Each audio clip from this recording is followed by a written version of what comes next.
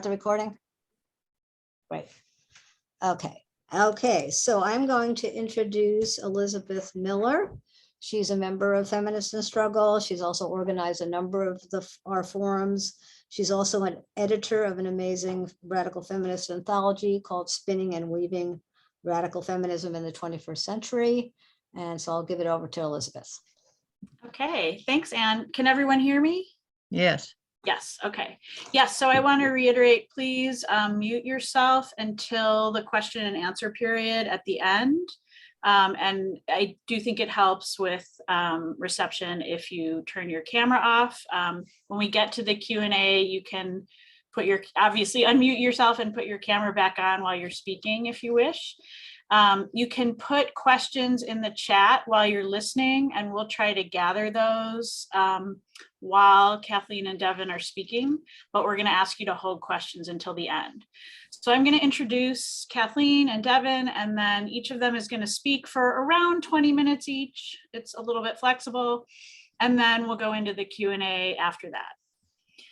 So just to introduce the forum itself, as everybody I think is aware, we're living in a time of censorship and thought control in academia. Academics around the world have been hounded and threatened by students, had their firing demanded, and in some cases been hounded out of academic positions for stating opinions that contradict the current popular orthodoxy. This is particularly true for female academics who state positions that are feminist, or even positions that merely assert that biological sex exists. We're lucky today to have two such academics with us to speak about their experiences. So we're going to hear from, first from Dr. Kathleen Stock. Until October 2021, Kathleen Stock was a professor of philosophy at the University of Sussex. She is the author of Material Girls, Why Reality Matters for Feminism, which was published in 2021 by Little Brown. She regularly discusses gender identity ideology and its effects on women and girls in public writing and speaking, and she was awarded an OBE for services to higher education in 2020. We're then going to hear from Dr. Devin Jane Buckley. Dr. Buckley left academia after finding it to be ideologically hostile to her intellectual and political interests. She received her Ph.D. at Duke University, where she studied philosophy as well and literature.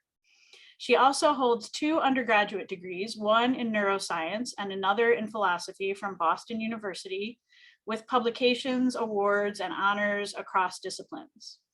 Dr. Buckley uses her training as a writer and philosopher to advocate for women's sex-based rights as a freelance writer for 4w.pub and also as a board member at Women's Liberation Front.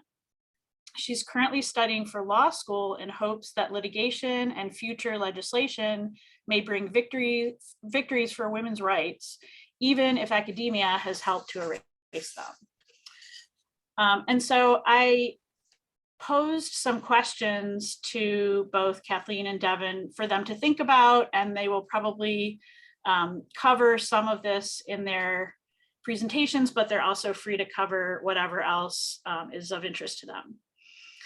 So some of the questions that I posed to them were, what made you enter academia in the first place? And what were you working on during your time at your respective universities? For Kathleen, because she was in academia longer, I asked, what was your experience with academic freedom earlier in your career? When did it change, and what do you think changed it? And for both of you, what was your experience in academia that led you to leave your academic position? How did we get this far down the rabbit hole of censoring academic freedom and free speech at universities? How do we fight back against this? How do we organize to protect academic freedom for feminists on campus? And how do we change the campus culture? Also, what do you see as the similarities and differences in the UK and the USA in particular, since that's where you each worked, but to the extent that you know what's going on in other countries, feel free to speak about that as well. So with that, I will turn the mic over to Kathleen, and thank you both so much for being here today. Well, thank you very much for having me. Thank you, Elizabeth. I'm really delighted to be able to talk to you. I've taken Elizabeth's instruction pretty literally, and I've just written out the questions and scribbled some thoughts about them. So I'm going to talk really informally. I don't have any kind of formal presentation. So the first question I think I'll tackle is about what my experience in academia was that led me to leave the position I was in, because I don't know, some of you will know that, some of you might not know that, and it's a good sort of scene setting thing. So I was a philosopher at University of Sussex, and I'd been there, that was my first job in academia, and I joined there in 2003. I wasn't particularly political at all, and my research was not in feminism or anything remotely controversial beyond the very narrow group that I would engage with. So mainly I focused on, for most of my career, I focused on the nature of the imagination and the nature of fiction. So I was thinking in the working in the philosophy of mind partly, and thinking about the relationship between imagination and belief and desire. And then I was also thinking in sort of working in aesthetics broadly construed about fiction and its interaction with the imagination. So totally apolitical.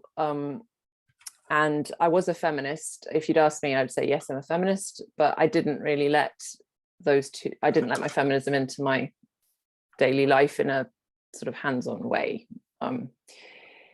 But that changed toward, so I was that, I basically got on with my career, and then started in, I don't know when, like 2013 maybe, to write about the nature of sexual objectification. I can't remember why or how I did that, but I did. So I started to get to dip my toe into academic feminism, which is completely different to what I'd been doing. And I started to become aware of this sub-discipline within philosophy that was feminist philosophy, which has some peculiar features, as we'll no doubt discuss. So I started publishing on sexual objectification without any problem. At that point, I was being invited sometimes to feminist philosophy conferences, and certainly I was considered no problem, because I was saying things that were just never touched on sex and gender directly, although I knew I was talking about women, but that never came up explicitly. And then in 2015, everything changed for me, because I felt moved to intervene in the sex and gender identity discussion publicly for the first time. So I'm just going to give you a bit of background to the political situation in the UK at that time, because it is important to note some differences, for instance, with the US. So in the UK, gender reassignment is already protected in law at a national level. It's protected under the Equality Act as a protected characteristic, and so is sex, and so are various other things, including race and sexual orientation and disability and so on. And then we also have a Gender Recognition Act, which has been in place since 2004, which gives people under certain restricted circumstances the right to acquire a gender. You can ask what that means, but legally change their sex. But even the Gender Recognition Act builds in certain qualifications almost immediately as to the context where that will be operative.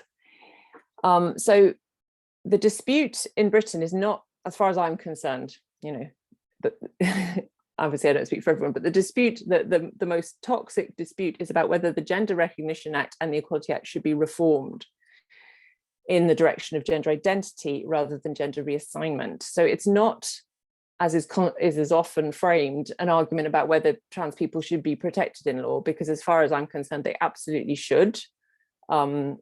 It's about the nature of that and whether the current protections that we have should be reformed in a much more radical direction, which would basically amount to self-ID.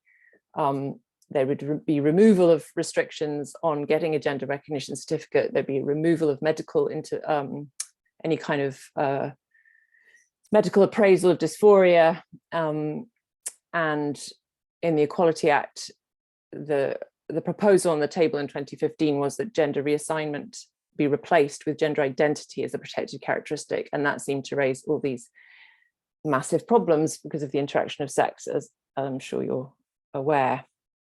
So that's the context. So the government was, I'm saying all this because it gives some context to why I waded in, and it also brings out some differences with the US situation, I think. But in 2015, is it 2015? I can't remember. Maybe it's 2018. I can't remember now. But there's some point in the last few years, there was a government consultation, public consultation, where we were all invited to say whether we thought these reforms should happen.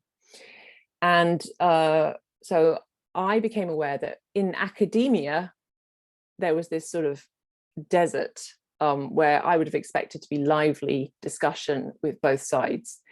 All you would find was gender studies academics or feminist philosophers enthusiastically cheering on these proposals without any apparent consideration of how they interacted with women's rights and children's rights and gay people's rights and so on. And then you wouldn't find anyone on the other side saying anything. As far as I could see, there would be some feminists outside the academy or in very temporary positions or peripheral positions, no doubt, not a coincidence. They would be commenting, but within my discipline, which was analytic philosophy, there was nothing, as far as I knew. So I decided to write a blog post on Medium. That's basically the first thing I did. And I just pressed send and put it on Twitter, and I had a tiny Twitter following. And then I started to write more blog posts, and then people started to read them. And then I started to be asked to write things for The Economist, for example, for various other publications as well. And I also was asked to speak at A Woman's Place UK, which is a grassroots women's organization, which at the time was trying to generate discussion of these proposals where there was none. So that's how it started, and how it ended, I guess, if you want to skip to the end, is that a few months ago,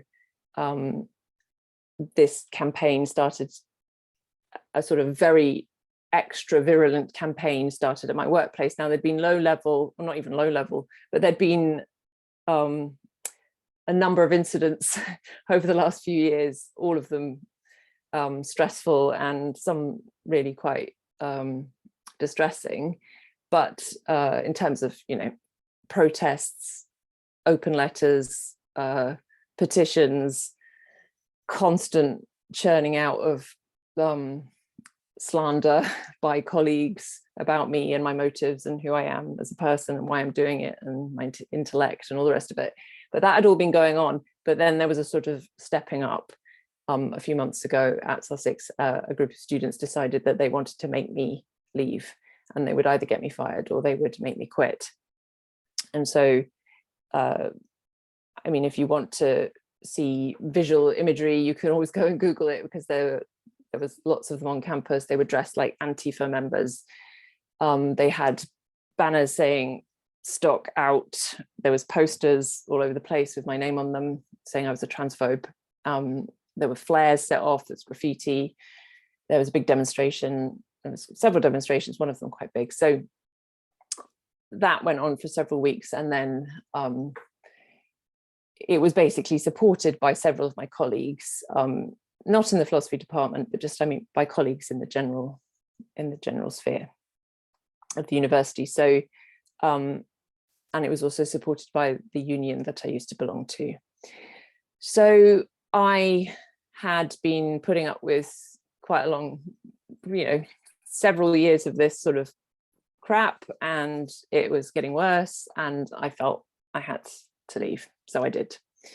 So that was it. That was the end of my 18 years at Sussex, and now I'm just going to move. I'm sure you'll have questions about that perhaps, but I'll move to one of the questions Elizabeth asked me. What was your experience with academic freedom earlier in your career? When did it change, and what changed it?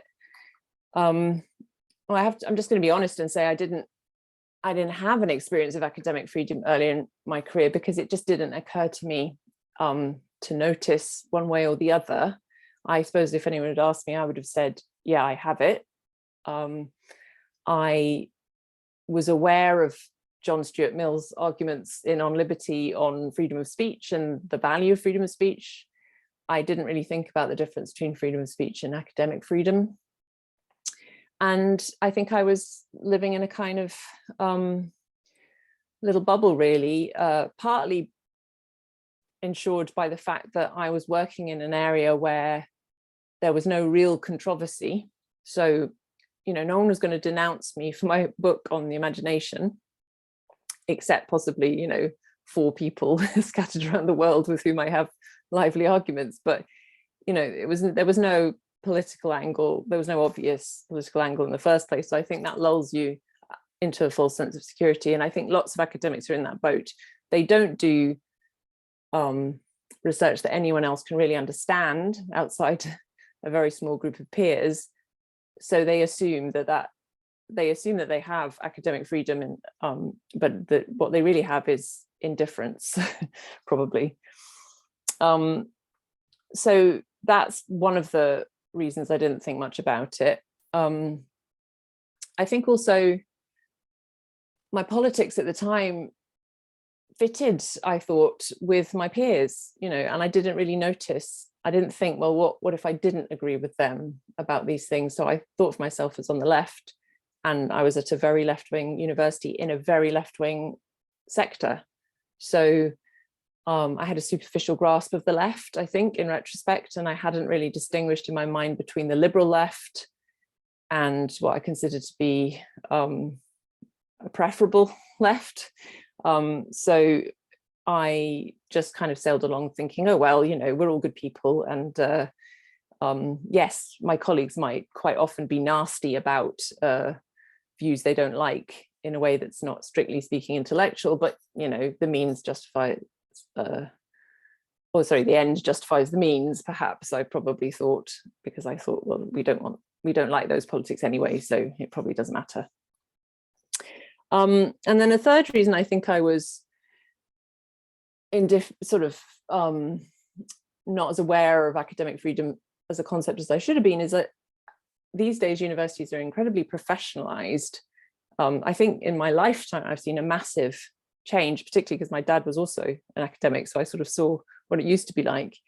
And these days you get on a ladder as soon as you arrive in universities. So, you know, you're just constantly, if you're a good sort of bureaucrat or a good academic, you're always thinking about reaching the next stage of your career. So you have to pass probation, then you have in the British system you go from lecturer to senior lecturer to reader to professor, and every stage is very clear set of instructions about what you have to do to get there.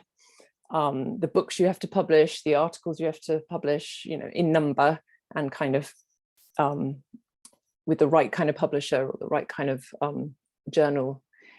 And you have to do the right kind of teaching, get the right kind of evaluations, and perform service. And you're so busy doing all of that, you're busy learning the codes that will get you to where you want to go. I mean, I'm not saying this is true of everyone, obviously. I'm sure there are people, I know there are people who couldn't give a toss about those codes, but I think I wasn't one of them. I did want to progress. Never occurred to me to fight that system at all. I just got on with doing what I thought I should be doing in order to get on. And that means that you don't, you know, you're not going to rock the boat, particularly if you've got that kind of mindset. You're certainly not looking for trouble. So all of that meant I just sailed along in a rather naively, I think, in retrospect. Then this out of the blue realization that what everyone else had been calling feminism around me wasn't about women, and sort of complete, you know, 180-degree turn that gave me, when I suddenly thought, well, this is terrible, you know, we've just lost all the gains of the second wave like that because they've just changed the subject. And realizing that I thought that the philosophy behind that was really terrible. And then realizing that the people I had sort of naively assumed were in charge of all this, the feminist philosophers, had completely capitulated as well. And even worse, were going to basically try and ruin me if I argued with them.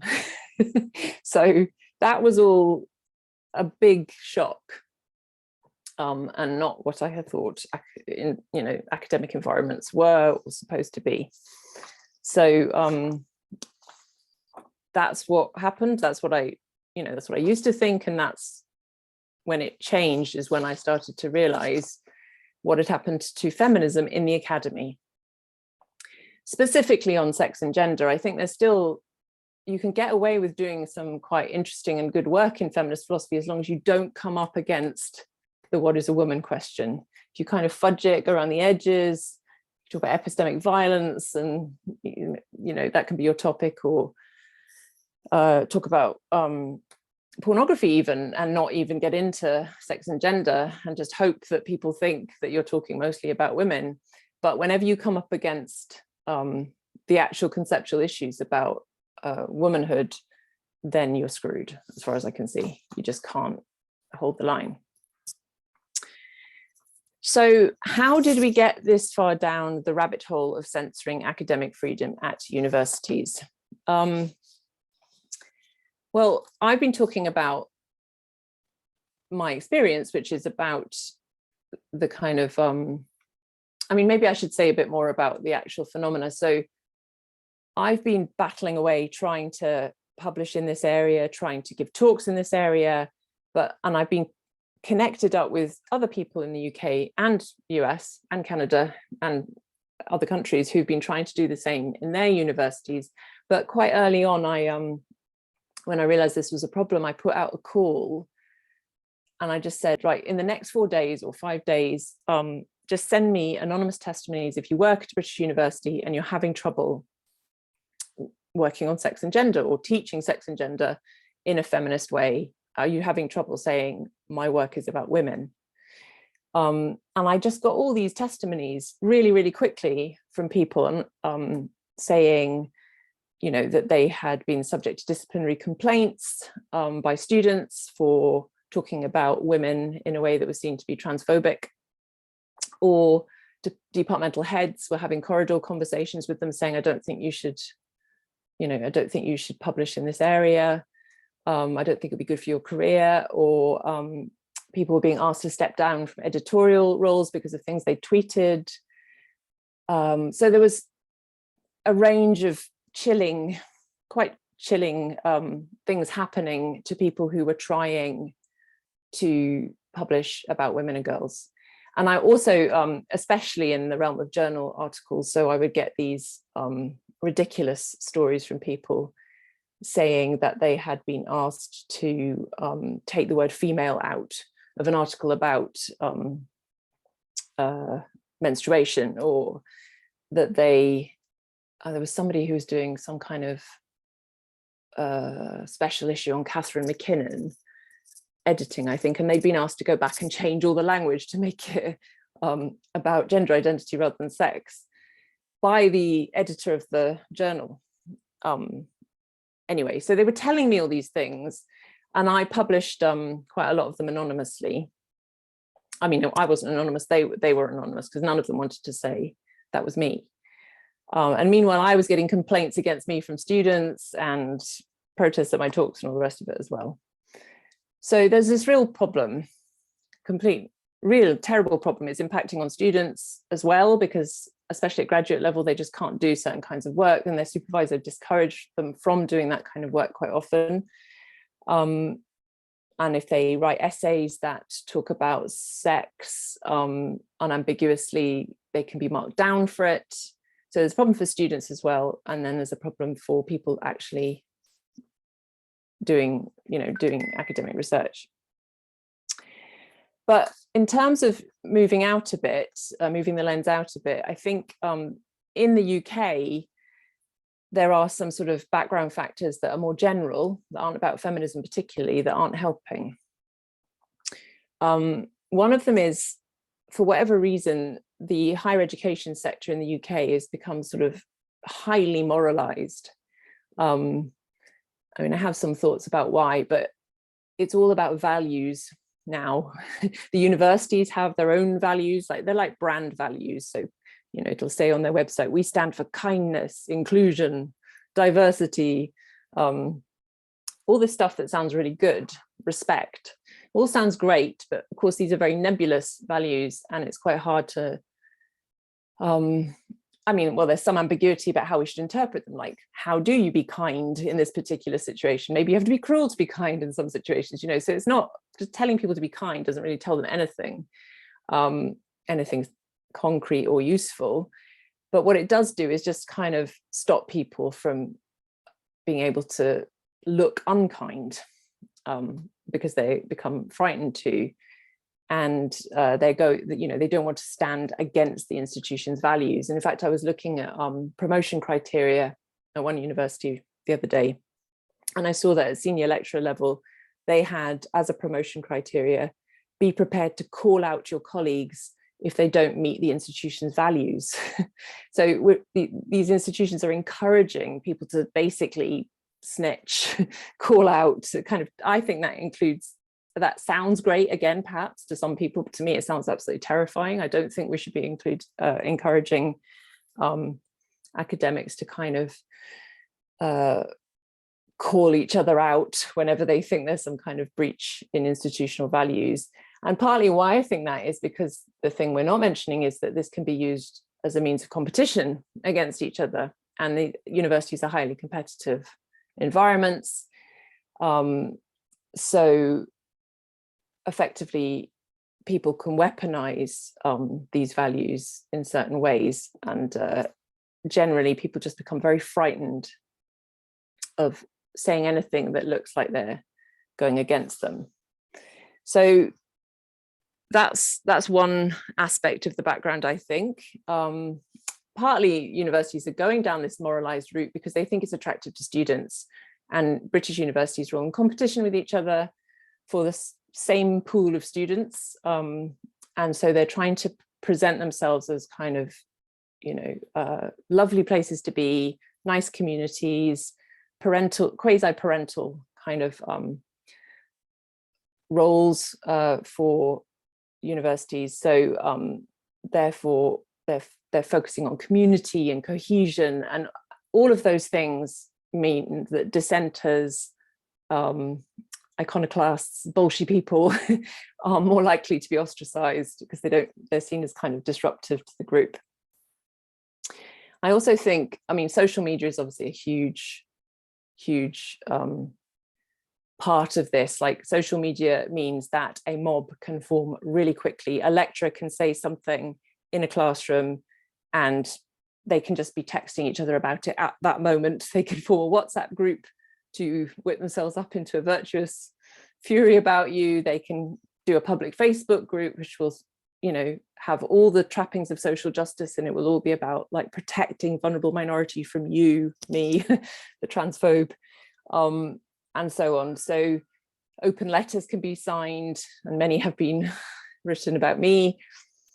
So social media is fueling all of these phenomena, and again, you know, it becomes very frightening for people. They don't want to face that stuff, basically, especially not when they have yet to be promoted. They know that referees will be looking at their grant applications. You know, they want to keep their noses clean.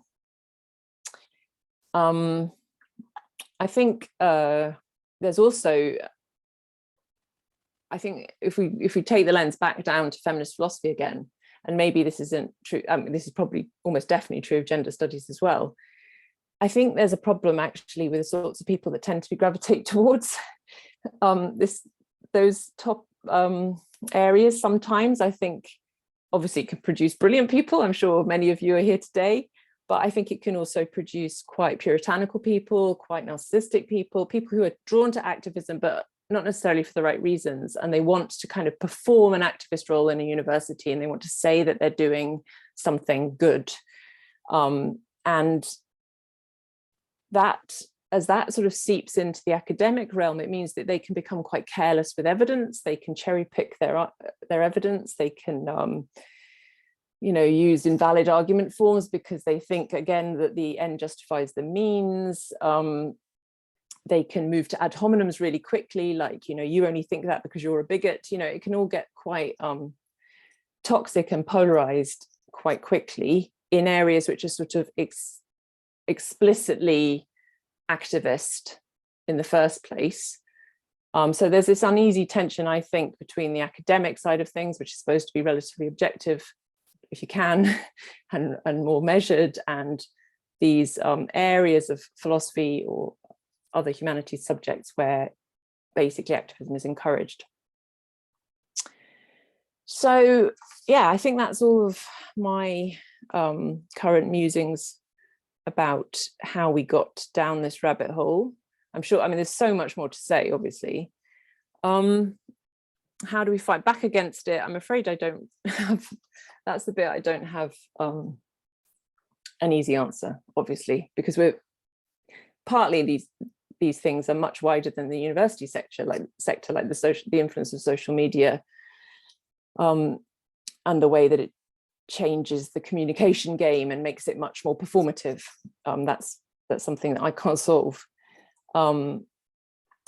I think with respect to gender identity, we need to, if possible, to get the social sciences to produce much more data that isn't captured or ideological. So when you go looking for data about women's experiences in rape crisis centres, once males have been, for instance,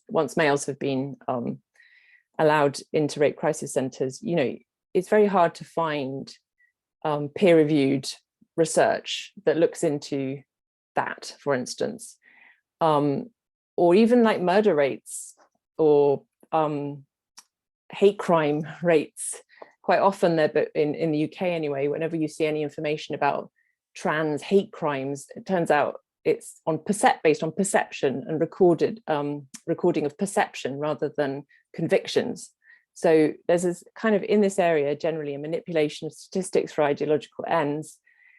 And the only way to get around that, I think, is to move back to the methodology of the social sciences that works in other areas, and just try and provide gold standard kind of evidence that's much more objective and less ideological. And then grassroots people and policymakers can then use that, hopefully, to start building their own arguments.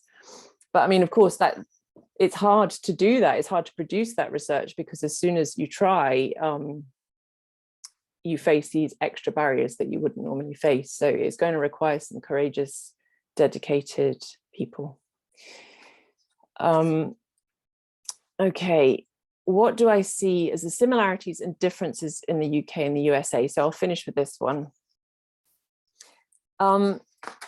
Well, universities in the UK are nearly all partly in the public sector. So the government still pumps quite a lot of money into British universities, and they are regulated by a central government organisation. And that means, what does that mean? Well, it means, I think it means that trends can sweep across university sector very quickly, because there's this kind of centralized aspect. And we have this thing in Britain called the Stonewall Diversity Index. Stonewall is an LGBT organization that used to lobby for gay rights and has now completely sold out, and is almost exclusively focused apparently on trans activism. And Stonewall is in almost every British university because it has this diversity index. I believe it, I was looking online the other day, and the HRC, as far as I can see, has something called the Corporate Equality Index that's directed towards companies, and it will get gender identity into the corporate sector in the US. Well, this is like that, except it's also in the public sector, and it's also in universities. And Stonewall basically have, over several years, just enticed universities to become propaganda wings of their organization through these awards that they give out for meeting various targets that they set. So they induce the universities to pay them money to tell them where they're going wrong.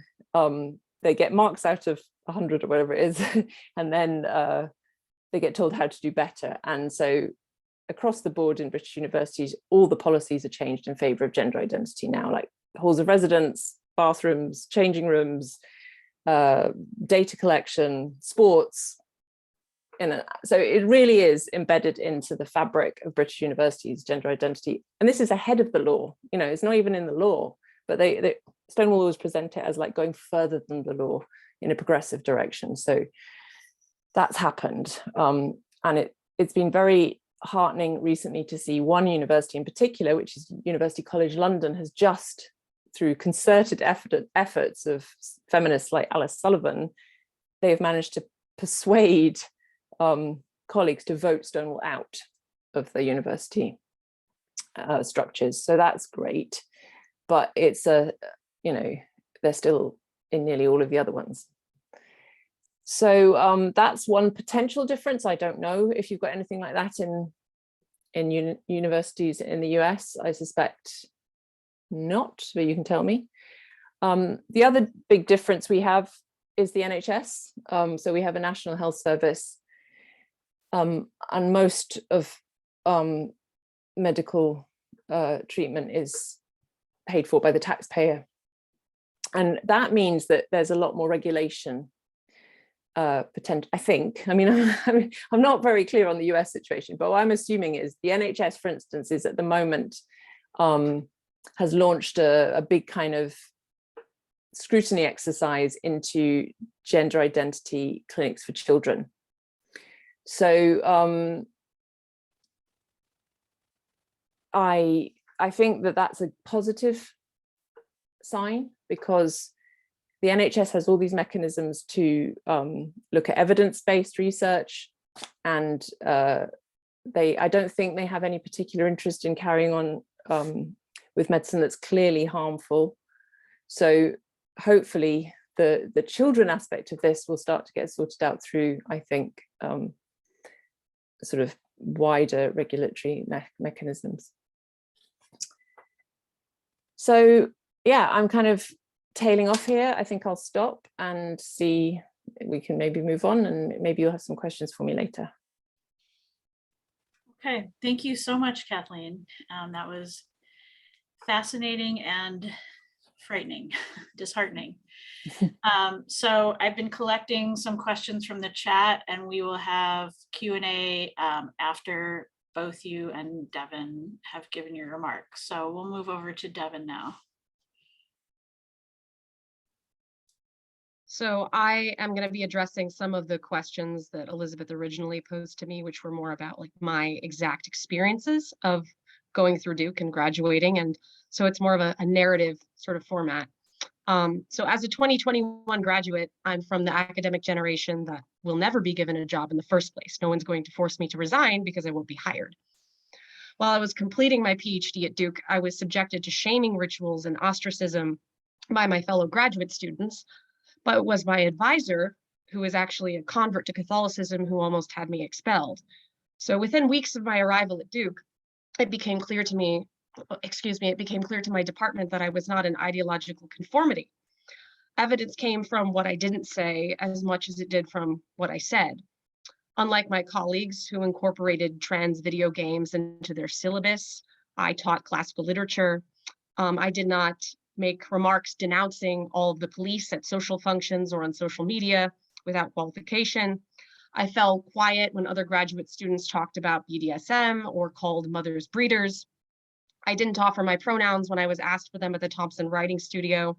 The same writing studio, by the way, held a required staff meeting for all graduate students and directed us to prepare for it by telling us to read a training handout, which included a coloring book on cis privilege, a chart of pronouns ranging from XE to EY to ZI, and also offering information on what constitutes cisgender privilege, such as access to spaces that align with one's gender identity, including bathrooms, sports teams, and gender exclusive spaces like domestic violence shelters. We were instructed to read this, to memorize this. And then we were also given the gender unicorn on a PowerPoint slide and subjected to that.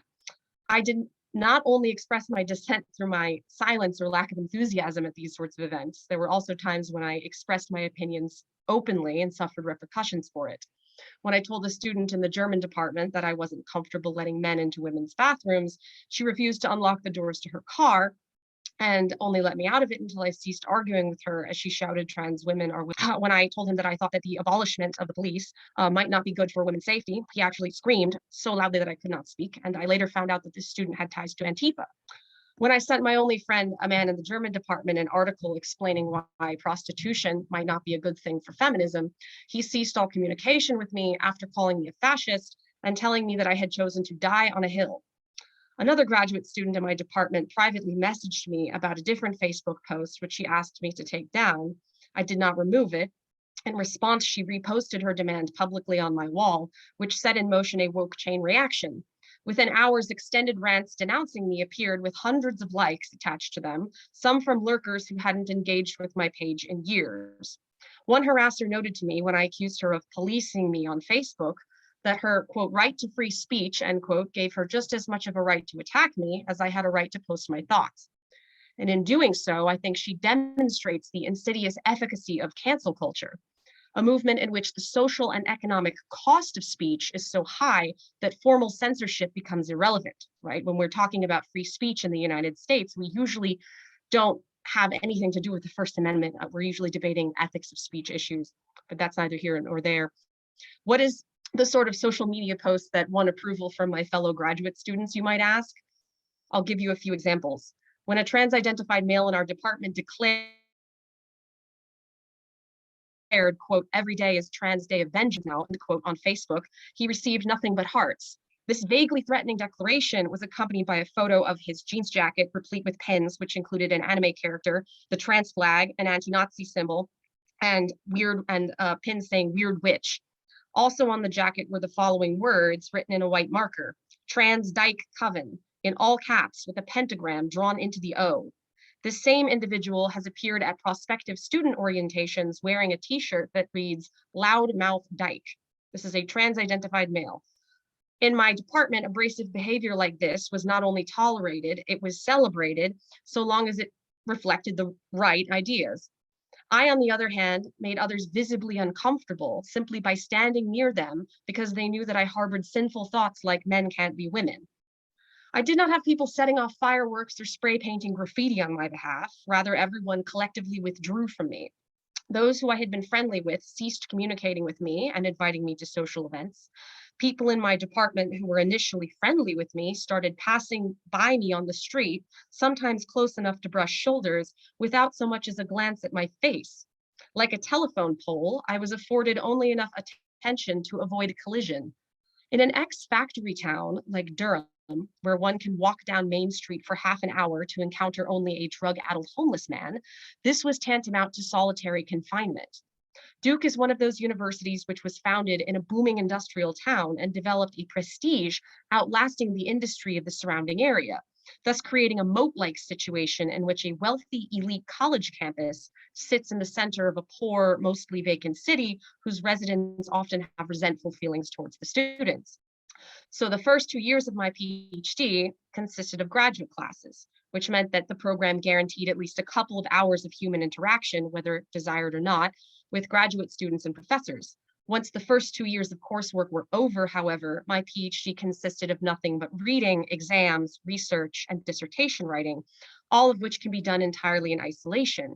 My dissertation, which is basically a 350-page book, could have been written at home, at Starbucks, or on the moon, so long as I had the resources I needed. Doing a PhD in the humanities is not like having a job. You're guiding a self-designed project by yourself, for yourself, not working with others to advance the goals of an organization. Thus, talking to or seeing another human being is an activity that must be intentionally sought out. The next closest profession would probably be that of a medieval anchorite, a person who endured a religious rite akin to a funeral before vowing to remain permanently enclosed in a cell, usually adjacent to a church, in my case, a university. So often I went months on end without talking to or seeing anyone aside from trivial polite exchanges with library personnel and cashiers. A deep and painful loneliness set in as I spent day after day shuttling between the library and my apartment, which required passing by homeless men who regularly harassed me. Despite the wokeness of Duke's campus, I was reminded that I was in North Carolina every now and then when a pickup truck rolled down 9th Street flying the Confederate battle flag. So my situation is sort of an emblem of the political polarization in the United States, I think. When I did see my fellow graduate students at required meetings, I felt like a stranger who had walked into the wrong room. At a conference on philosophy and literature hosted jointly by Duke and Stanford, one of my fellow graduate students so offensively ignored me at the social hour that a Stanford graduate student commented to me in private that he was surprised to learn that that man even knew who I was since he treated me like a stranger. Not only was that student in my cohort, but he had worked with me to create the very conference that we were attending in the first place, and we had corresponded about it over email for half a year. So people effectively pretended that I was not even present. It's like some kind of existential negation. While this shunning behavior made some sense coming from people who fought with me on social media, there was something far more sinister about people I had never had a personal conflict with, suddenly and altogether showing me silent contempt. I found it especially ironic that this regime of discipline and punishment came from many self-declared anarchist devotees of Michel Foucault, a man who regularly denounced the idea of behavioral norms and authoritarianism. Why didn't I just leave, one might ask? Partly ego, partly spite, and partly passion for my subject. I had published in my first year. I had been invited to be the advisee of a notoriously intellectually demanding professor, which was an honor. I wasn't about to drop out and let the bullies who pushed me out add Ph.D. to their email signature for writing dissertations on queer covens. That was a real research project in my department, by the way. Finally, I would never have the opportunity again in my life to be paid to read and write. So for 5 years, I had an advisor who respected me intellectually and praised my work, even if he was never warm or personable. This man was an oddball in the department. He had converted to Catholicism years after obtaining tenure, whereupon he started writing about religion, philosophy, and literature.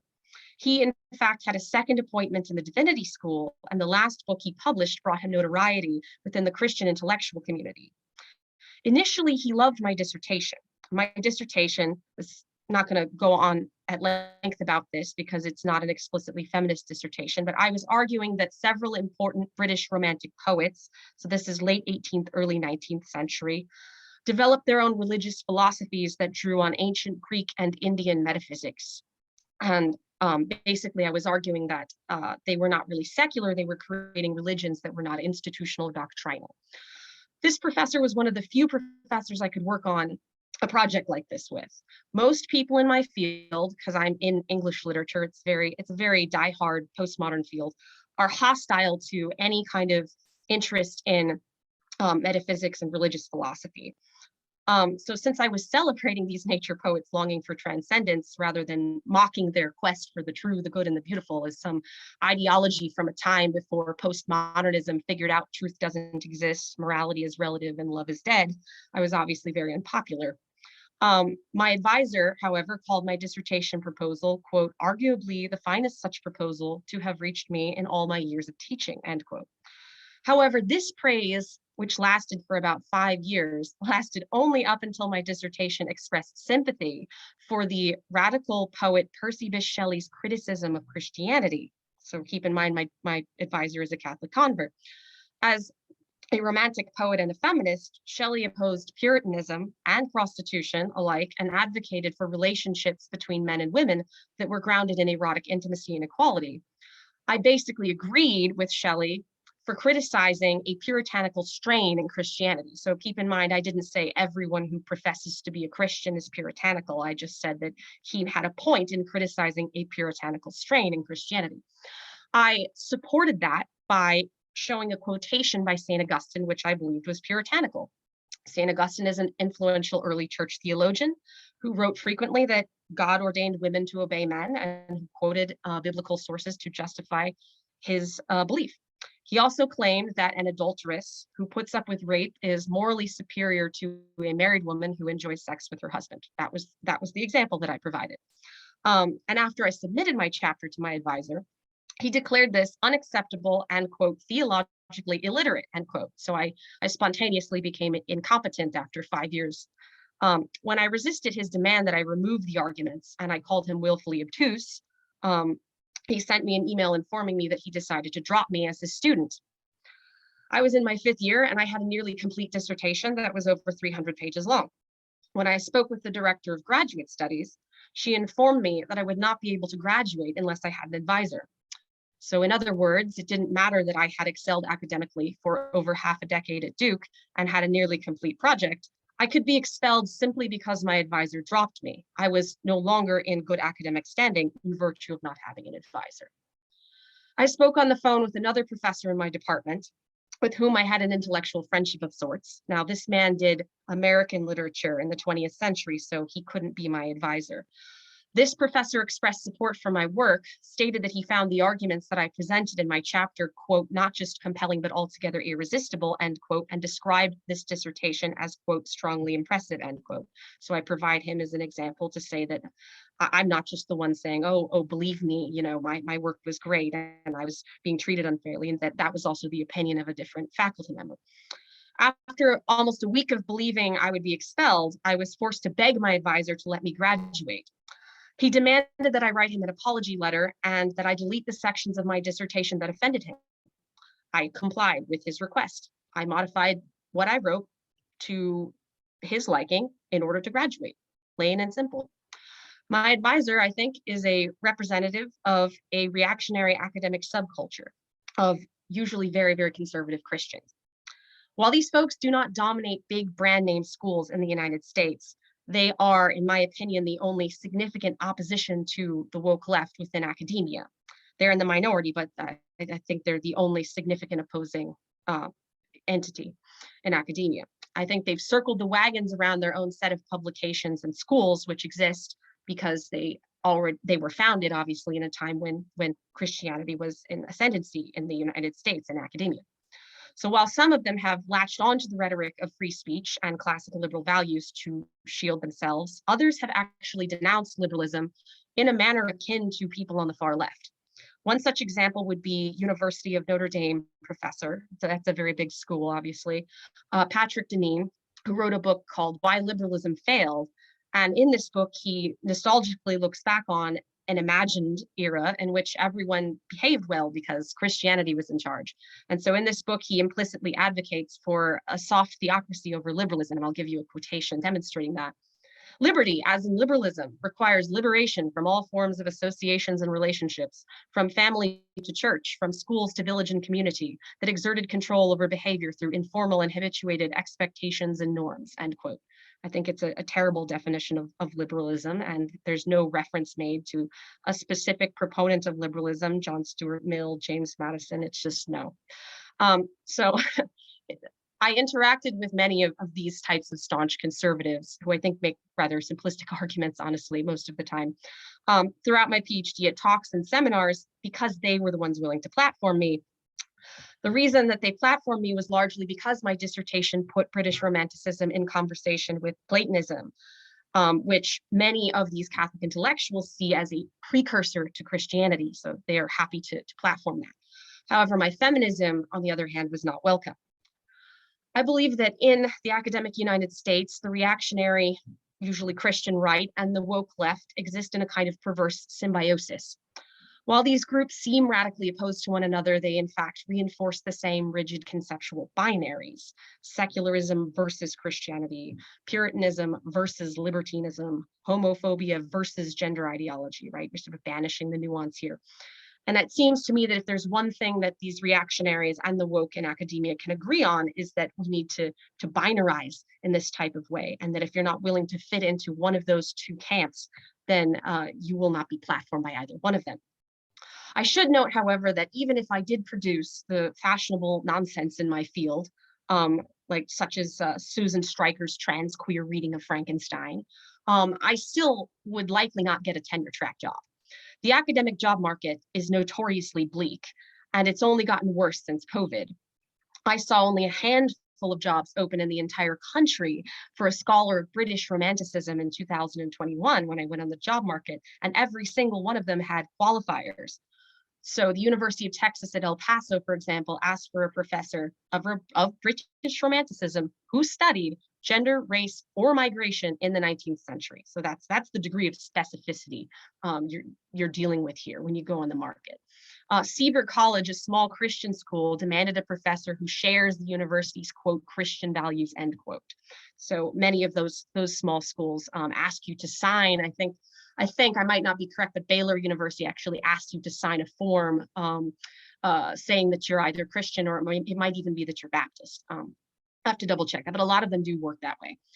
Sadly, I'm a bit pessimistic. And this might be because I didn't come into academia at a time where I believed in academic freedom. I came into academia in a time when I sort of knew that I'd be an outsider in my own department, working with one man who is an outsider. So sadly, I don't really believe the culture of academia will change anytime soon. I think that the system is structured to reward those who adhere to its ideology and to punish those who deviate from it. I think those who control admissions committees, so who lets the graduate students in, tenure committees, hiring committees, and journals are perpetuating the status quo by not admitting, hiring, or publishing the unorthodox in the first place. Needless to say, no one in power will admit to being narrow-minded and dogmatic. They'll simply claim, I've seen them do this over and over again, that any position defying theirs is not intellectually credible, right? So they're not going to say, oh, we're being irrational. They'll say, we are rationality, and you gender critical people, you are irrational, right? And I found it telling. I thought Dr. Stock might bring this up, but she didn't. So I'll mention that I saw the Stanford Encyclopedia of Philosophy actually claims, quote, the so-called gender critical feminists in social media and public fora have also recently argued against the sex-gender distinction. As this type of position is discussed in non-academic settings and articles in the Stanford Encyclopedia of Philosophy concern academic philosophical discussions, this entry won't outline recent debates on social media. Although in academic philosophical sources and publications, beyond those already noted, this sort of view is hard to find, end quote. In other words, the encyclopedia does not need to elaborate on gender critical positions at all, since there are no real academics, that is, real intellectuals advocating for them. By excluding those who disagree with the establishment and then insisting that only the establishment can declare truth, academic elites have turned themselves into a secular clerisy. Instead of befuddling the peasants with Latin, they now befuddle them, as Judith Butler does, with incoherence and jargon. I worry, however, that in the long run, academic wokeism might, strange as it sounds, actually empower the reactionary right, at least in the United States. If universities end up discrediting themselves as arbiters of reason and good judgment and by no longer showing open-mindedness, they might help those with genuinely reprehensible, factually incorrect, or downright idiotic beliefs mistake their exclusion from the intellectual elite as a sign of insight. I worry, what if flat earthers or like explicit anti-feminists imagine themselves to be profound iconoclasts and martyred prophets who are unjustly deplatformed by the academic left, just as Dr. Stock was? Then everyone's opinion will be equal and we will truly have postmodernism. But as of now, I've decided to move on from academia to law school because I believe that, or at least I have hope that victories for feminism are more feasible in the legal arena. Currently, I'm a contingent faculty member at Lehman College at the City University of New York, which means that I am technically part-time, though I teach a graduate class and an upper-level undergraduate class. My hours listed are 45 hours a week, but I get paid about $18,000 a year, I would say. And this is a big trend that's happening in academia, where a lot of tenure-track positions are being replaced with these so-called part-time or contingent faculty positions. So I'm living with my parents and actually doing that as I study for law school. But I do think that because we have the First Amendment, there might be some room for good litigation there. There was actually a lawsuit, one, I believe it was California, I have to double check, at a public nursing home in which the staff, the nursing home was demanding that the staff use the preferred pronouns of the patients, and I believe the staff won that lawsuit because it was a public nursing home. They were not required to ID people by their preferred pronouns. Wolf has also recently submitted a lawsuit on behalf of incarcerated women against California Department of Corrections, claiming that their constitutional rights have been violated, First and Eighth Amendments for those interested. And we're hoping that could be a major victory. Of course, let's pray the judges are also fair. So for me, it's the legislation and litigation track. I'm afraid I've sort of given up on academia, at least for the short term. Thank you so much, Devin. So what I would like to do now is have people, I gathered some questions from the chat, and people can put additional questions in the chat. And you can also raise your hand electronically, and I'll just kind of try to cover both sides. And if you're not, I'll look too. So okay, yeah. and if you're not speaking, please stay on mute. So let's try to have one person speak at a time. So I actually have a question. I'll take the privilege of starting with my own question. To both of you, I'm wondering if you experienced any pushback from the students while you were teaching, in terms of sort of the silencing of, I guess, iconoclastic or unpopular viewpoints, or were the students sort of so prevented from having any knowledge that other viewpoints even existed that they didn't even know enough to ask or push back? Well, I would get little knocks on my door in my office hours. People would scuttle in and say, students would scuttle in and say, I agree with you, or tell me that they felt they couldn't speak out, or they would send me emails or leave notes under my door. But it is very difficult because they can't meet each other, because they don't, in order to meet each other or to gather like minds, they would have to announce themselves to the group, and they're terrified to do that. So what I was telling them to do was to go and get involved in grassroots feminist organizations in Brighton, because I knew who they could contact, and then maybe they would meet other students there. But they couldn't do it directly, as far as I could see, which is terrible, obviously. I would say that I noticed that my students actually were happy when I gave little prefaces to my courses, saying I'm not going to go into politics here. We're going to focus entirely on literature, and I will bring up politics if it's of historical interest. I think I could get around certain things by saying, I'm working on authors from 200 years ago, so we're taking a historical perspective. We're not going to engage in contemporary debates. I could pull that card. But I did notice that some students, actually one student went on my Rate My Professor and said, I was just so happy when this instructor said at the start of her class, like, this will not be about politics. It was refreshing. And one student actually clapped after I said that. So I think a lot of the students, at least at Duke, and I think the situation might have been different if it was a school like maybe Brown, which is known for being like maybe even more woke. I think a lot of Duke students are econ majors that want to go to, to business school and things like that. But I think that a lot of them were fresh, that I intentionally avoided doing it, which English classes are now, it's sort of expected that what you're doing is you're indoctrinating the students, and at least in a certain set of philosophies, certain set of continental philosophies.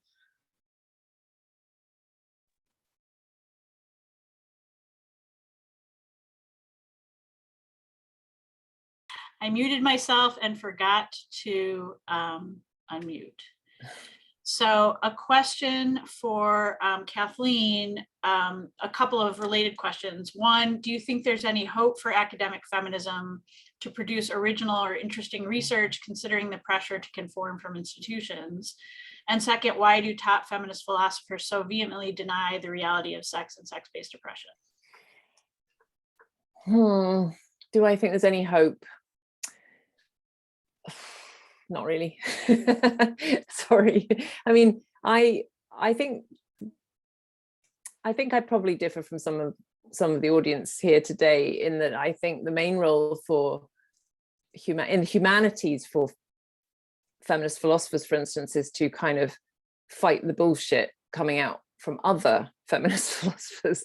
But if we could sort of go back to the beginning, I'm not sure there's that much new to be said. I think because we're talking about women's condition, actually what should be focused on is like women's changing material conditions, like all the demands of the 21st century, technology, the gig economy. There's lots of I think, applied issues about what's happening to women, girls, lesbians in this world, this new world.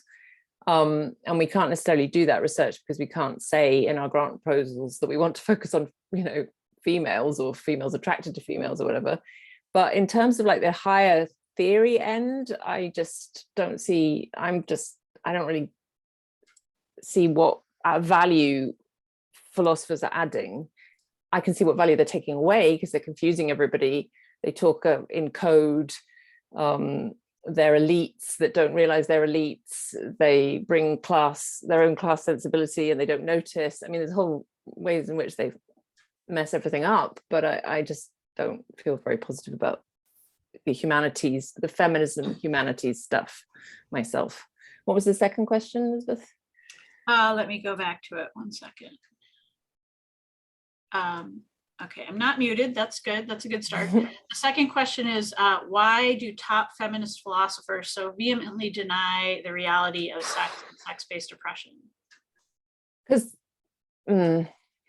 well, I mean, this is where I sound bitter, but I just think they got into it for the wrong reasons. They got into it because they were interested in prestige, and they saw it giving them a competitive edge over rivals, and they like bossing people about. And so they're not motivated. They're motivated to do what's fashionable. And they want to stay in with students. A lot of them have like big kind of cohorts of students that really worship them, and they want to kind of stay popular. So they just move with the tide. And they are, like I just said, like most of them, very financially insulated from, they haven't got a clue how the things they say could possibly be implemented in policy. Like if you ask them, like, well, how does this work in sport? I've heard one of them say, oh, well, maybe we could divide sports up in terms of weight. They say stupid things like that. And you think, you've got apps, these people have never done any sport for a start, and they don't give a fuck, to be honest. Or, They're the nerdy kids who couldn't get on yeah, sports. they're just sitting around. Philosophers like me, we don't normally have to worry about empirical stuff. It's all conceptual and categories. And that really has limitations when you're talking about categories that have huge numbers of practical consequences. So they just, yeah, I'll just start ranting. I'll stop now. Okay. I think that So I think Max, did you want to answer first? And did you want to say something? I did, and Max, yeah, I was going to let Max go first. And then go ahead. Yeah, that's fine. I just had a quick follow-up. It doesn't matter. Okay, yeah. My question has to do with the core issue of women's speech, because so much of this there's a history behind this, the suppression of women's speech. And academia we came into academia on sufferance. There was a movement in the 1800s. Women had to fight our way in. We were always there on terms defined by males. And now here we are again. And, I think there's a whole background to this in the witch hunts, the witches' bridals, the gagging of women symbolically or actually. And so I would like to hear what Doc Stock has to say about this. Sure. Am I muted? Women's speech. Well, I agree with the phenomenon. I mean, and you'd think, so a lot of analytic feminist philosophy has in the last few years spent time talking about speech in relation to pornography. Like, is pornography a kind of speech, and does it get protection as such, or is it a way of silencing? So epistemic silencing has become a big thing.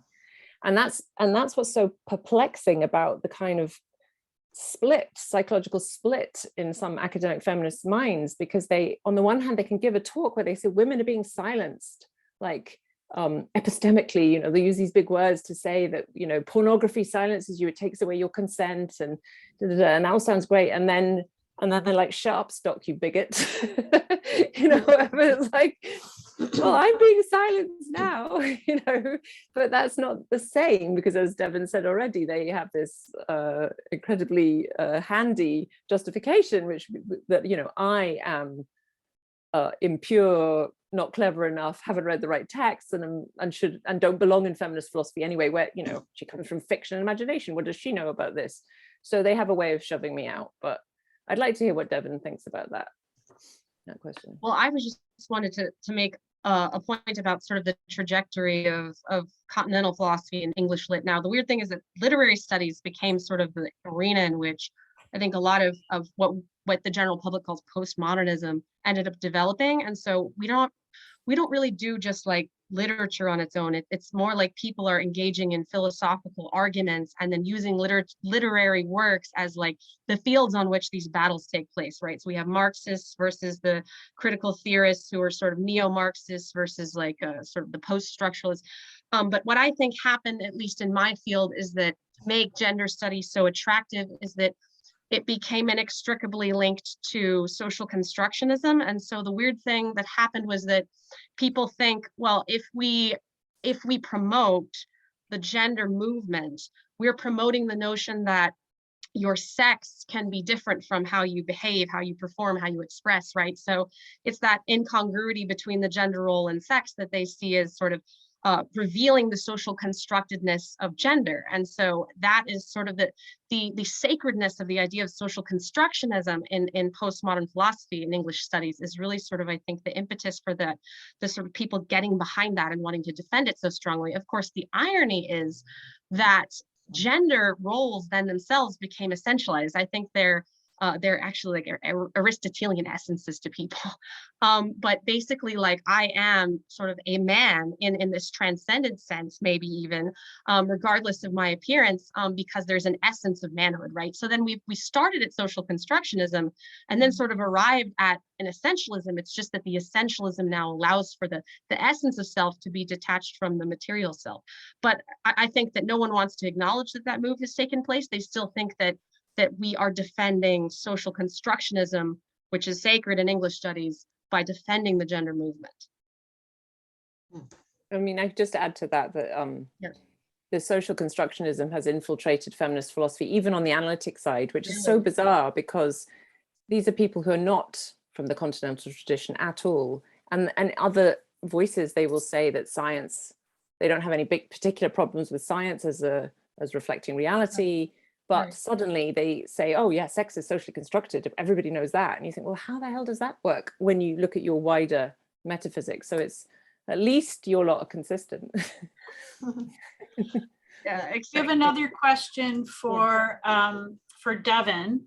Somebody in the chat said that she's currently in a law school class whose honor code states, quote, under strictly prohibited items includes content that defames, harasses, or threatens others, content that discusses illegal activities with the intent to commit them.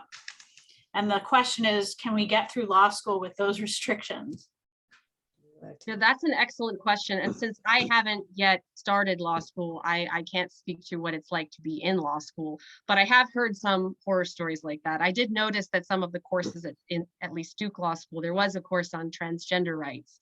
I didn't see anything defending the idea of sex-based rights. I did see curriculum on transgender rights.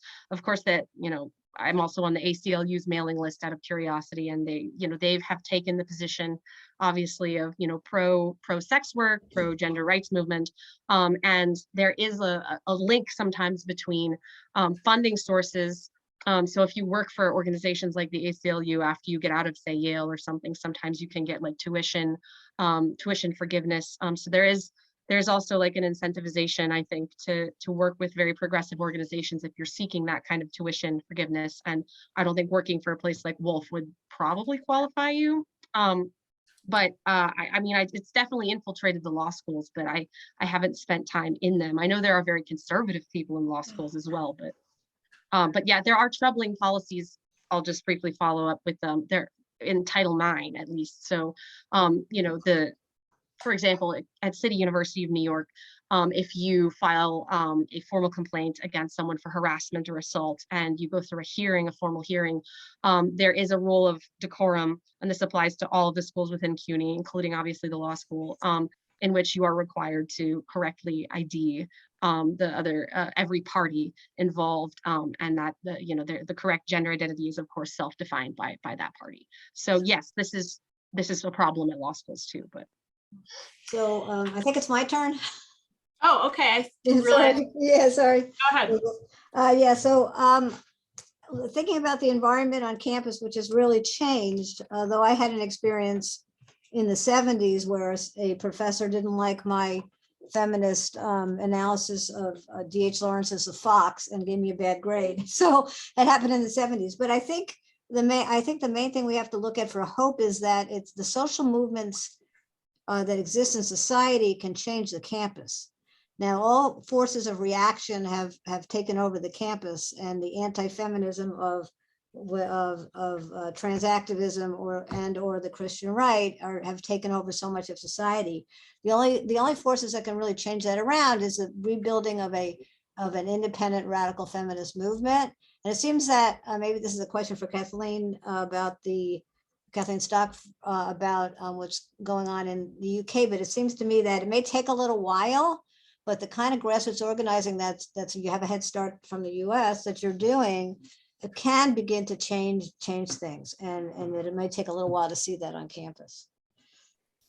Yeah, I think what's happened in the UK is definitely that it's come from outside. Any change at all that we've seen in universities, although it is still minimum, I think universities will be the last places to fall, as it were. Transactivism in universities will be really persistent there for some time. But what has happened is that organizations outside have exerted pressure, and then we've got a media that isn't, I think, quite as polarized as the US media. So there is still centrist kind of publications that will publish things critical of transactivism or publish opinion pieces by feminists, even radical feminists. So there's room there. That's created some space, because a lot of this is just completely unknown by the general public. They just don't know. If they did know, they'd be horrified, because it's not that difficult to explain the downsides of this stuff. You don't have to be a radical feminist to see the downsides of gender identity ideology for women in prison or rape crisis centers or children or lesbians. So I think if you can create the space somehow outside the academy to explain the issues, then you galvanize a popular movement, and then that will start to exert more pressure on the universities, I think. Yeah, I think that's true. I mean, the sports thing happening in the US right now is a good example of that. If you go, so some of the mainstream news outlets are starting to report on like this Leah Thomas, this guy who forced himself onto the women's swim team and other things like that. And if you go to an article by CNN or MSNBC, there's a ton of people on there saying, this is outrageous. This is obviously a man. What is he doing on a women's swim team? And so, yeah, the normies certainly don't buy into any of this, but there's this complete disconnect between what the average person thinks and what's being pushed in academia and institutions. So I think there needs to be a lot of strategy around how to make those disconnected things meet up to change policy. And another thing that happens is that policies are changed in a very underhanded way. So like in Chicago, the Chicago Public Schools just instituted a policy where there are no more girls' bathrooms and boys' bathrooms. Anybody can use any bathroom from kindergarten through 12th grade, but nobody really knows about it because, so one or two people decided to do this, and the few parents that know about it are very upset about it, but it was really not publicized. So again, we need to be strategizing, how to make public opinion, meet up with the policymakers, which is, certainly challenging, but I think that's what has to happen. Yeah. Another question that was in the chat was as follows, and I think this is for both of you.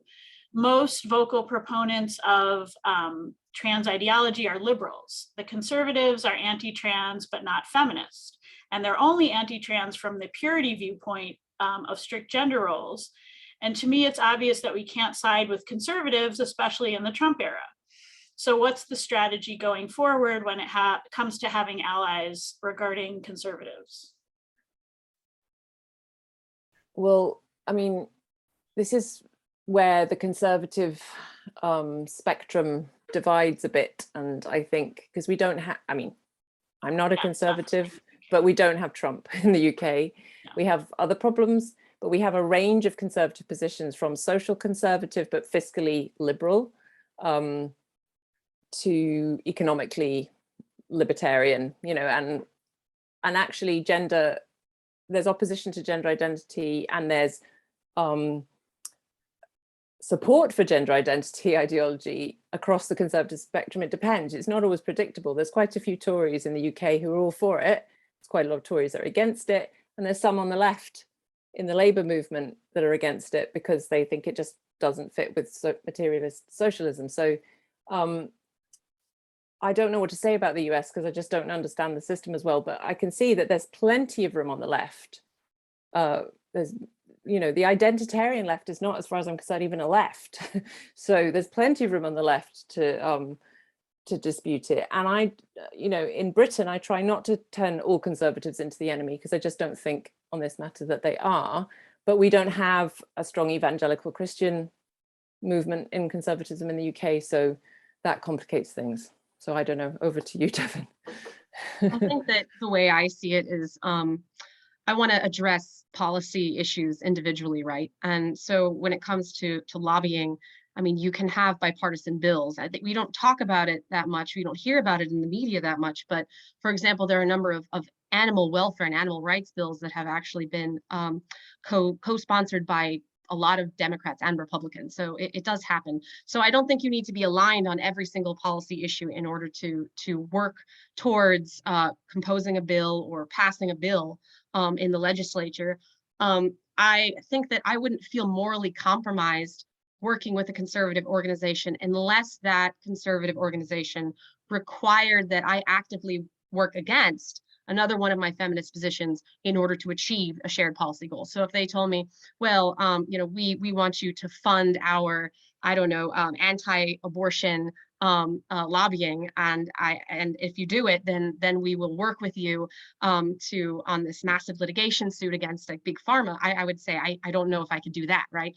But if I'm not giving up on any of my feminist principles and narrowing to focus on a particular policy issue, I see no reason why I couldn't work with a conservative to achieve that very narrow goal. And I do think that it would do a lot of good for us to sort of break away from the tribalism that's taking over us in general, where we do talk about like conservatives versus liberals, and Dr. Stock was already sort of implying this, like, and instead say, well, no, maybe this person, you know, has, you know, aligns with the Republican Party on X, Y, and Z issues, and maybe they align with the Democratic Party on, you know, these other issues, instead of just asking people to just sign on to everything and be part of a tribe.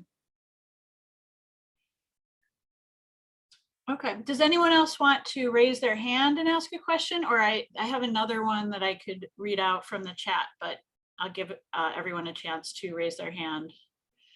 Max, I think your hand was from before, but if you have another question, that's okay.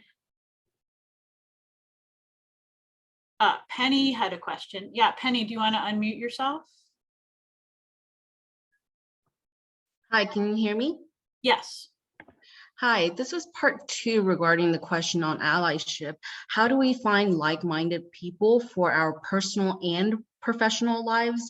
I've had to leave friends who are liberal feminists.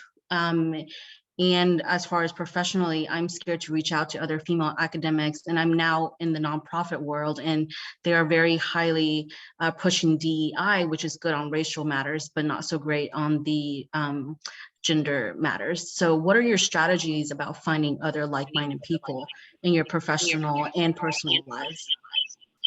And sorry, could everybody mute? I hear some chatter in the background. And DEI is diversity, equity, and inclusion. That's sort of a new phrase that's being used quite a bit in academia in the US.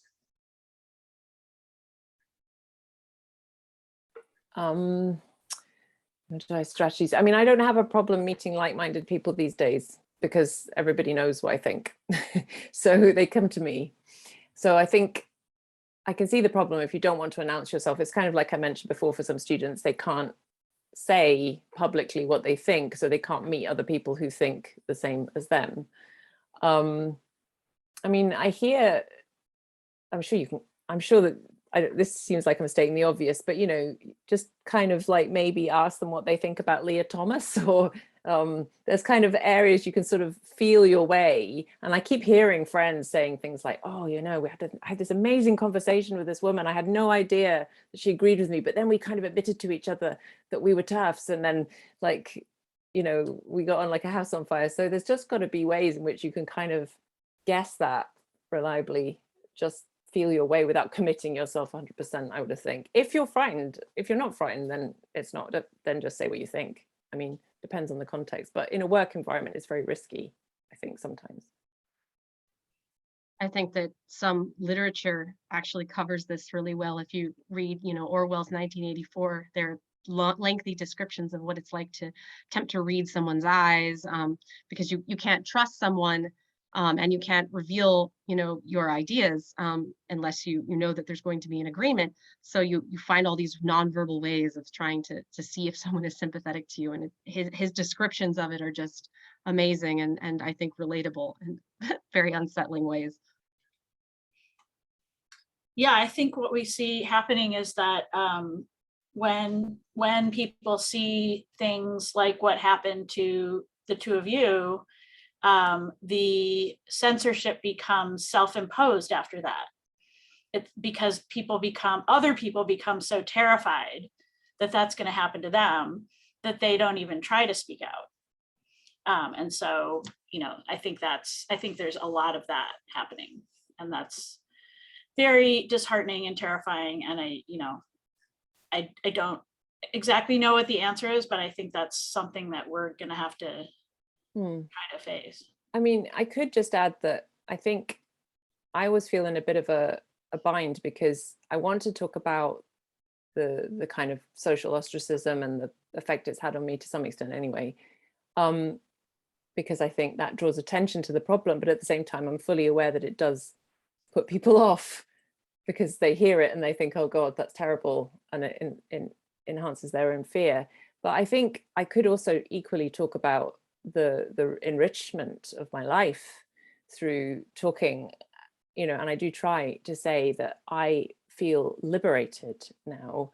I would never go back, you know, and I've got just the ability to say what I believe and not have to mute myself constantly is worth a huge amount to me personally. So I think, in other words, I'm saying that people like me could spend more time talking about the good things, because there definitely are good things. I think that would be helpful. Yeah, and in that vein, did I read that you are going to be joining another university, Kathleen? Well, not in any full-time capacity, but there is this university, it's not even got accreditation yet, but Barry Weiss is setting up a university at the University of Austin, and I'm a founding faculty fellow, which basically means that I'm going to go over to Austin for a couple of weeks and do some summer school teaching, and then I'm going to talk about the university, because the point of that university is really symbolically, they're going to really focus on free speech. And I'm going to do a course on feminism from every angle as part of the summer school in June. This June? This June. But I'm not moving to Texas. It's a part-time position. Well, it's probably wise not to move to Texas in June. Okay. It's very hot in June. Fair enough.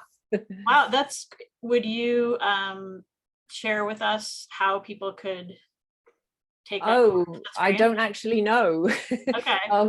I think you contact the University of Austin and find out how to be a student on their summer school. Okay, that sounds really interesting. Okay, let's see. I'm looking for, there are comments and then there are questions. Kayla has her hand up. Oh, sorry, I missed that. Kayla, go ahead. Kathleen, do you know Jennifer Fry and her organization about a university? She has an organization that focuses on when universities are courageous. If you don't know her, I'll put her name in the Okay. Look her up. Thank because you. You'd be a good match. Okay, that sounds great. I have to say, I'm not following the chat, I'm afraid. So if you could just maybe, Jennifer, I don't know, email it to me, or Freyd. Okay, Anybody I'll with look for her.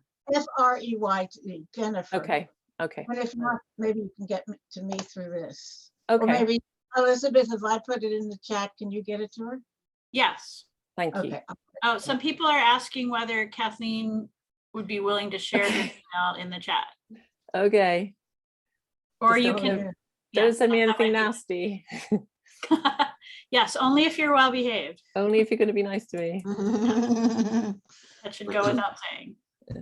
Oh, I think I said it to Max by mistake. Sorry. Okay, while you're doing that, I'll I do that. another. Okay, I have another question for Kathleen, but I'll wait until you finish typing. That's it. There we go. Okay, thank you. Okay, the other question from the chat was, this question is for Kathleen. Near the beginning of her talk, she stated she thinks trans people should be protected in law. And then the writer says, it is my belief that codifying the protection of, quote, trans people or, quote, transsexuals in law gives credence to the idea that this is a real category. So my question is, do you think it is useful to use the words of gender identitarians when arguing against them? Or is it better to refuse to give up that ground? Or perhaps a combination of both methods? I used to believe the former, that it was better to use their own language, but now I am very hard line. I refuse to use pronouns or call men trans women, and I refuse to deny that I'm transphobic. Instead, I say I don't believe that transphobia exists. Would love to hear your thoughts on this. Wow. Mm. Okay, well, I agree with some of that. I disagree with some of that. And it covered a lot. So do I think gender reassignment should be protected in law? I'm sure I differ from many of you here. I'm not a radical feminist myself. Although I share many of your views, but I don't share all of them. And I think, for one thing, that there will always be people with gender identity disorders. I think there always have been and there always will be. I think that the current numbers are vastly inflated through social contagion, but I do think that as long as we've got males and females, we will have people who feel very uncomfortable, a small number of people who feel very uncomfortable with their own sex. And we need a name for them because they have special challenges. And I think there is such a thing as transphobia, or whatever you want to call it. I think there's disgust at sex non-conforming people, and that applies to them. So I'm very happy for trans people understood as in a meaningful way, which is not to say I think true trans exists. That always gets I always get misunderstood that way. I don't think you could change sex. I don't think that there are real trans people and not real trans people. Anyway, but I do think we should have some kind of protection for people who dress as the opposite sex, particularly males who feel like they're women, whatever. But do I think the other aspect of what you asked me is, even if I didn't think that, even if I did agree with you completely and think, we should just be completely hard line, I think we have a problem at the moment of tactics. We have to meet people where they are. The general public is so far away from us in many ways because they don't understand the issues and they don't understand what we mean when we say, but he's a man. They think we're being mean, they think we're being unkind, they think, well, that, so if you're going to take the hard line, I think fine, good, that's your thing. I would never stop anyone from speaking the way they feel they should, but it's not necessarily politically that strategic in a world which is very desperate to misinterpret you in the first place. So I think there's a number of issues colliding here, partly strategy, partly to do with looking after trans people's interests, or whatever you want to call them, those people, and it's complicated. So that's what I think. I think Devin posted something in the chat in regard to this, and I want to invite her to speak on it. Yeah, I just thought that gender dysphoria is a helpful term because it is describing a subjective experience, or a psychological condition, which is of course irrefutable. I feel even if I told you I feel that the CIA is watching me, I mean, that's true. It doesn't mean that the CIA is watching me, but it's true that I feel that they are. So I think that we can use that phrase to describe an experience that people are having without actually calling them a trans woman, which is a much stronger statement because that's affirming that they really are actually literally women. So that's the terminology that I think I would emphasize. Yeah, I'm not affirming that they're literally women. I just want to make that clear. I think it's hard to know. The terminology is hard, and I think that's on purpose. I think that's built into the ideology. And they also constantly shift the terminology that they use and want other people to use, which I think is also purposeful. Okay, other questions or comments before we wrap up? And by wrapping up, I'm going to ask both Kathleen and Devin if they have anything else they want to say. Yes, I have a request. I would really like to know a way to connect with Devin as well, how we can stay connected. Is there a way that we could connect with you, Devin? Yes, I'd be happy to give you my email address at Women's Liberation Front. So that's Buckley at womensliberationfront.org. Okay, wonderful. That was Thank just you. put in the chat. Do you see that, Carol? Yes, thank you very much. I just wanted to say thank you so much, both of you, for all of the great information. And I just appreciate so much your coming and doing this seminar for us today, this forum. Thank you. Thank you. Yeah, I want to echo that. Thank you both for speaking. It's been really fascinating and enlightening. So thank you. Yeah. No, thanks. Thank everyone. you. And I'm And I gonna want- spend this last minute to do a tiny bit of self-promotion. I have an article in 4W that's very accessible, and I think you'll find it amusing on like what exactly I think is going on when people use the word trans. And I do talk a little bit about Rebecca Tuvell, who was basically a philosopher at the University of Tennessee who was ostracized. So I put it in the group chat, but I think you guys would really enjoy reading it. Yeah, good. I just wanted to add that I think you're going to be a fantastic attorney, Devin. Yeah, Go for it. I agree. Thank you. I certainly won't be a professor. That's that's definitely not. Well, that's Devin, our loss. Devin, if you want to talk to an old attorney, I'm one. So Yeah, no, I would love to. Yeah, why don't So please is shoot me an Elizabeth. Elizabeth's an attorney as And well. Elizabeth is as well. Yeah. Why don't you attorneys email me and just shoot me an email? Be happy to. Yeah, we can talk. I'd love that. Thank you so much. Yeah. All right. So I just want to give, since Devin currently has the floor, I just want to give you a chance to say anything else you want to say, and then the same for Kathleen afterwards. Oh, sorry. I just used my moment there to. No, you can have another moment. You can have more than one moment. That was yes. I would say most of don't read my academic articles. They have nothing to do with feminism and they're boring. But please do read my 4W articles. That's the last thing I'll say. And if you didn't get it in the chat, you can just go to 4w.pub, and I think if they just search for your name, they should find everything that you've written. Yes, and by the way, I put one of those articles in our post on feministstruggle.org under Dr. Buckley. That link there goes to one of those great articles. Thank you. Oh, I'm sorry. Before I turn the floor over to Kathleen, I did just see something nice in the chat, which is somebody posted about Cherry Smiley, who's an Indigenous woman in Canada who is also ousted from academia for her feminism. That's not the nice part. The nice part is she started women's studies online as an alternative. And that's in the chat. It's wmstonline.com. It's still in the early stages, but we're looking to grow it into something autonomous and truly women-centered. So that's wmstonline.com. Women's Studies Online. Wonderful. Oh, and by the way, just as a reminder, everybody, you can save the chat. But by going to the little icon down at the bottom and clicking on it. You should be able to. For some reason I'm not seeing Oh, it. yeah. If you open the chat and then if you Oh, went into a box as if you were going to type a message, you'll see 3 dots. And if you click the 3 dots, it says save chat.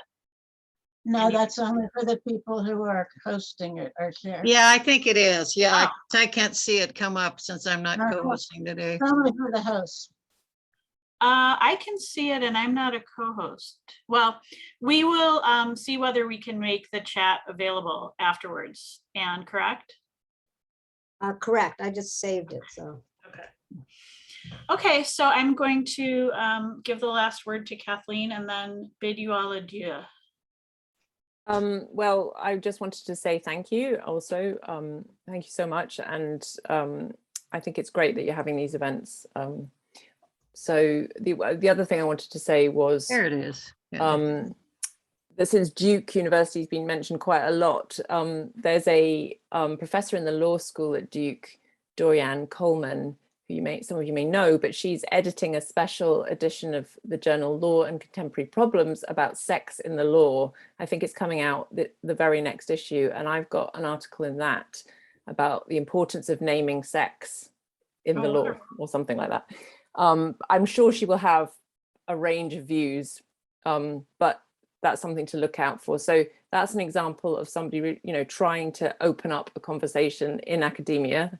And there are sort of examples of that, not enough of them, but they are happening. So we should all go and read that when it comes out to give her some kind of support, because she's had to fight quite hard to get that. Oh, I'm very happy to hear that. Thanks for mentioning that. Okay. All right. Well, thank you so much, everyone, for your participation, and especially to Kathleen and Devin. And we will see you all out in the Femisphere. Yeah, and one last housekeeping thing. Yes, there are the little 3 dots over there on the right. They're so faint on my computer, I could hardly see them, but anybody can save the chat if you want to. And if you want to stay in touch with Feminists in Struggle or would consider joining us, you can check our website at feministstruggle.org. I guess I'll also throw my email address in there in the chat in case people want to reach me. Yeah. Okay. All right. Thank you so All right. much, everyone. Have a good Great. evening. Thank you so much, everybody. Bye-bye. Yeah, bye-bye. Bye.